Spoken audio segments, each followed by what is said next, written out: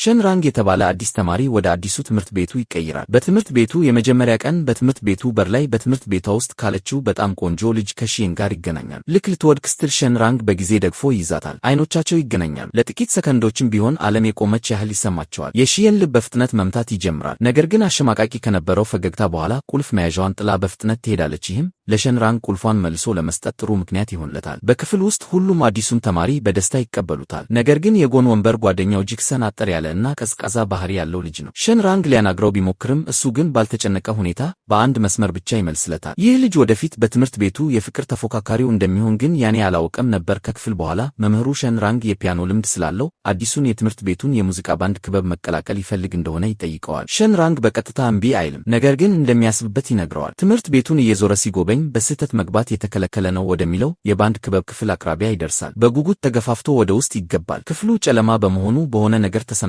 ሶፋ ላይ ይወድቃል። መብራቱ ሲበራ ሺየን እዚያ ተቀምጣ ያገኝታል። ሁለቱም ግራ የመጋባትና የማፈር ስሜት ይሰማቸዋል። ሺየን ወሸቅ ትላለች። ሸንራንግ ደግሞ በተጨነቀ ስሜት ራሱን ማስተዋወቅ ይጀምራል። ከዚያም የጠፋባትን ቁልፍ መያዣ ይመልስላታል። ሺየንም የሆነውን ነገር ሁሉ ታስታውሳለች። በመቀጠል የትምህርት ቤቱን ግቢ ልታስጎበኘው ሐሳብ ታቀርባለች። እሷና ሸንራንግ አብረው ወጥተው ሲሄዱ ጂክሰን አብረዋቸው ያያቸዋል። በፊቱ ላይም የተለየና እንግዳ ስሜት ይንጸባረቅበታል። በዚያች ሌሊት ሸንራንግ ስለ ሺየን ማሰቡን ማቆም አልቻለም። የሶሻል ሚዲያ ገጾን በመፈለግ የለቀቀቻቸውን ፎቶዎች በሙሉ ላይክ ያደርጋል። ምናልባትም በተጋነነ ደስታ ተሞልቶ ነበር። በማግስቱ ጠዋት በባስ ማቆሚያ ላይ ሺየንን ያያታል። እንዳላያት ሆኖ ለማለፍ ቢሞክርም እሷ ግን አውቃው ከጎና እንዲቀመጥ ትጠራዋለች። ልክ እንደተቀመጠ ሺየን ሳይሸሽግ የለቀቅኳቸውን ፎቶዎች በሙሉ ላይክ አድርጋቸዋል ስትል ትጠይቀዋለች። ሸንራንግ በድንጋጤ አፉ ያዛል። በዚያው ቅጽበት አውቶቡሱ ስለሚደርስ በፍጥነት ይሳፈራል። አውቶቡስ ውስጥ ተቀምጦ እያለ ሺየን በውስጥ መስመር ዋይልድስ የሚል አጭር መልእክት ትልክለታለች። ይህም የማህበራዊ ሚዲያ መለያዋ እሷ መሆኗን የሚያረጋግጥ ነበር። ሸንራንግ ከእፍረት የተነሳ መሬት ተሰንጥቃ ብትውጠው ደስ ባለው ነበር። ነገር ግን ሺየን የትምህርት ቤቱ ባንድ ክለብ ዋና ድምፃዊ መሆኗን ሲያውቅ ወደ እሷ ይበልጥ ለመቅረብ ሲል ክለቡን ለመቀላቀል ይወስናል። ብዙ ሳይቆይ በክለቡ ውስጥ ያሉ አባላት በሙሉ ስለ አዲሱ አባል ማሳወቂያ ይደርሳቸዋል። አዲሱ የፒያኖ ተጫዋች ማን እንደሆነ ለማየት ሁሉም በጉጉት ይጠበቃሉ። ሸንራንግ በሩ ከፍቶ እንደገባ በሺየን ፊት ላይ ድንጋጤና አድናቆት ይታያል። የሺየን የቅርብ ጓደኛ ወዲያውኑ በመሃላቸው ያለውን ፍጭት ታስተውላለች። ሺየን በሱ እንደዚሁ በአንድ ማህበር ውስጥ እንዳሉ እና ትናንት ማታ በባስ ማቆሚያ ላይ እንደተገናኙ ታስረዳለች። ከዚያም ለምን ባንዱን እንደተቀላቀለ በጉጉት ትጠይቀዋለች። ሸንራንግ እውነተኛ ምክንያቱን ሳይናገር አንድ የፈለሰፈውን ምክንያት ይሰጣታል። ሊወጣ ሲል ሺየን ራሱ ስልኩን እንዲሰጣት ትጠይቀዋለች። ነገር ግን ልክ በዚያው ቅጽበት ጂክሰን ደውሎ ሁላቸውንም ለሳምንት መጨረሻ መዝናኛ ይጋብዛቸዋል። የሳምንቱ መጨረሻ ይደርሳል። ሸንራንግ ከቤቱ ሊወጣ ሲል ሺየን ቀጥታ ወደ እሱ ትመጣለች። ፈገግታዋ በጣም ማራኪ ከመሆኑ የተነሳ ለጥቂት ጊዜ ፈዞ ይቀራል። በዚያች ምሽት ከእራት በኋላ ቡድኑ ይህ ወይስ ያ የተባለ አስደሳች ጨዋታ ይጫወታል። ጨዋታው ይበልጥ ደፋር እና አዝናኝ እየሆነ ይመጣል። በሌሊት ሸንራንግ ውሃ ለመጠጣት ሲነሳ በድንገት ሺየንን ያያታል። በፍርሃት እና በግራ መጋባት ውስጥ ሆኖ አይኗን ቀጥ ብሎ ማየት አልቻለም። ማን መጀመር እንዳለበት ሁለቱም አያውቁም። ከዚያም ሺየን በዝግታ ከጀርባው መጥታ እቅፍ ታደርገዋለች። ፍጹም የፍቅር አየር የተሞላበት ቅጽበት ይመስል ነበር። ነገር ግን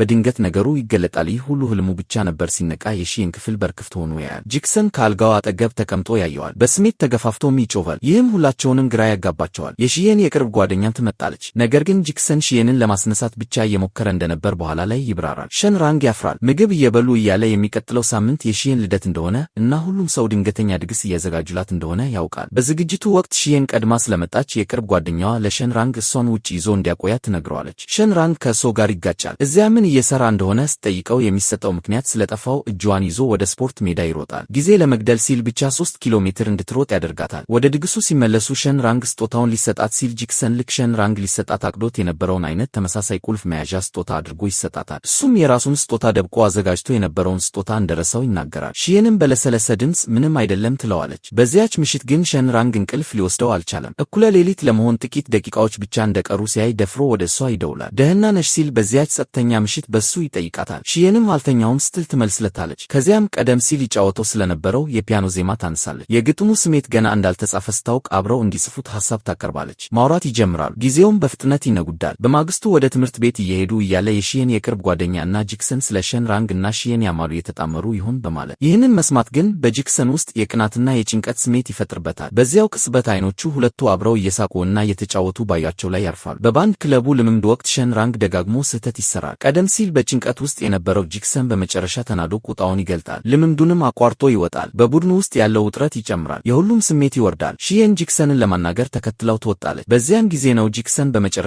የልቡን እውነት የሚያወጣው። በሸንራንግ ምክንያት ሺየንን እያጣ እንደሆነ ይሰማዋል። ስለዚህም በቀጥታ ወድሻለው ሲል ይናዘዝላታል። በሚቀጥለው ጊዜ የሁሉም ነገር ሁኔታ ወደ ነበረበት ይመለሳል። ነገር ግን ጂክሰን በኋላ ላይ ለተናዘዘው ፍቅር መልስ እንድትሰጠው ሺየንን ይጠይቃታል። ልክ በዚያው ቅጽበት ሸንራንግ ይደውልላታል። ነገር ግን ጂክሰን ስልኩን እንዳታነሳ ይከለክላታል። ሸንራንግ ስልኩ አለመነሳቱን ሲረዳ ወደ ባንድ ክለቡ ያመራል። እዚያም ጂክሰን የሺየንን እጅ ይዞ ያየዋል። ሺየን ወዲያውኑ እጅን እንደሳበች ሳያውቅ በጸጥታ ዘወር ብሎ ይሄዳል። ጂክሰንም ውሸት በመናገር ሺየን ፍቅሩን እንደተቀበለችው ለሸንራንግ ይነግረዋል። ይህም ሸንራንግን በውስጡ እንዲሰበር ያደርገዋል። እውነቱን ሺየንን መጠየቅ ይፈልጋል። ነገር ግን ሁልጊዜ ራሱን ይገታል። በማግስቱ ሁሉም ሰው ሸንራንግ ከባንድ ክለቡ መውጣቱን ያውቃል። ሁሉም ይደነግጣል። ሺየንም ታዝናለች። ሺየን እንዲገናኙ ጠርታ ከክለቡ ለምን እንደወጣ ትጠይቀዋለች። ነገር ግን ሸንራንግ እውነተኛውን ምክንያት ሳይናገር ግልጽ ያልሆኑ ቃላትን ያመነታል።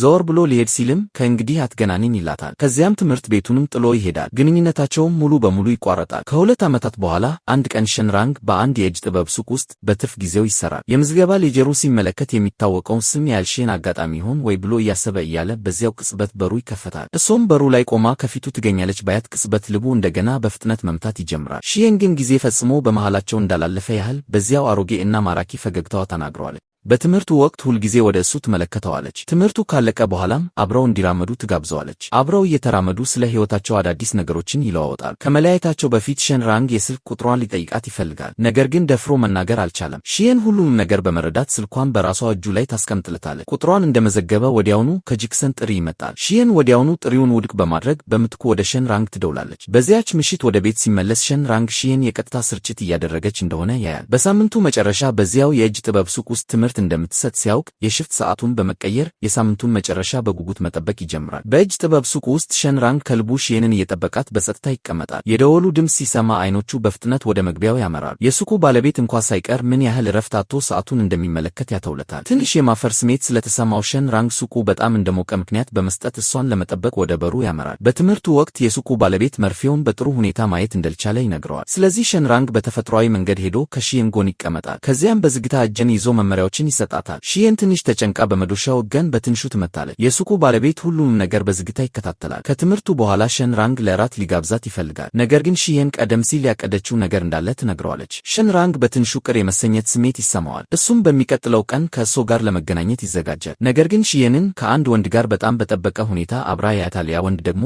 ከሁለት ዓመት በፊት ሺየን ፍቅሩን እንደተቀበለችው አድርጎ የዋሸው ያው ጂክሰን ነበር። የሸንራንግ ልብ ይረበሻል። ዛሬ ለእሱ የልቡን ሊከፍትላት አቅዶ ነበር። በትንሹም የተሰበረ ያህል ይሰማዋል። አሁን ግን ሁሉም ነገር የተቀየረ ይመስላል። ለእራት መገናኘት እንደማይችሉ የሚገልጽ መልእክት ይልክላታል። ሺየን መልእክቱን ስታነብ በፊቷ ላይ ጥልቅ የሐዘን ስሜት ይታያል። በዚያች ቅጽበት ጂክሰን ከድምፅ መቅረጫ ስቱዲዮ ወጥቶ ሺየንን ለራት ይጋብዛታል። ጥቂት መጠጥ ከጠጡ በኋላ ከሁለት ዓመት በፊት ለምን ፍቅሩን ውድቅ እንዳደረገችው በቀጥታ ይጠይቃታል። ለእሷ ያለው ስሜት አሁንም እንዳልተቀየረ ይነግራታል። ሺየን ግን በተረጋጋ ስሜት እሱን ሁልጊዜ እንደ ጓደኛ ብቻ ነው የምታየው እንደነበር ትመልስለታለች። በሌላ በኩል ሸንራንግ በልቡ ውስጥ ያለውን ከባድ ጫና ለመቀነስ ከጓደኞቹ ጋር አብሮ ይጠጣል። ጓደኞቹም ሄደህ የልብህን ተናዘዝላት ይሉታል። ነገር ግን ሸንራንግ ሺየን ውድቅ ካደረገችው የነበራቸው አነስተኛ የጓደኝነት ግንኙነት እንኳ ሳይቀር እንዳይጠፋ ይፈር። በማግስቱ ዕቃዎቹን ሲያጸዳ ሸንራንግ አንድ አሮጌ ደብተር ያገኛል። በውስጡም ቀደም ሲል አብረው ለፈጠሩት ዜማ በሺየን የተጻፈው ግጥም ይገኝበታል። ግጥሙን ማየቱ በልቡ ውስጥ ያለው ፍቅር እንደገና ያነቃቀዋል። ከጓደኛው ጋር ወደ ድምፅ መቅረጫ ስቱዲዮ በማምራት ዘፈኑን ለመቅረጽ ይወስናል። እሱ ሙሉ በሙሉ በዘፈኑ ውስጥ ተጥልቆ እያለ ሺየን በጸጥታ ውጭ ቆማ እየጠበቀችው እንደሆነ አላወቀም ነበር። ወደ ውጭ ሲወጣ አይኖቻቸው ይገናኛሉ። እንደገናም ለስላሳ መጠጥ ለመጠጣት አብረው ወደ አንድ ባር ይሄዳሉ። ሸንራንግ እንዴት ልታገኝኝ ቻለሽ ሲል ይጠይቃታል። የነገራት ጂክሰን መሆኑን ሲያውቅ ስሜቱ በትንሹ ይወርዳል። ከጥቂት አመንታ በኋላ በመጨረሻ ከጂክሰን ጋር ስላላት ግንኙነት ይጠይቃታል። በዚያም ጊዜ ነው ነገሩ በሙሉ ትልቅ መግባባት ማጣት እንደነበር በግልጽ የሚረዳው። ከዚያም ሺየን በቀለል ያለ ሁኔታ ሴት ጓደኛ አለ ስትል ትጠይቀዋለች።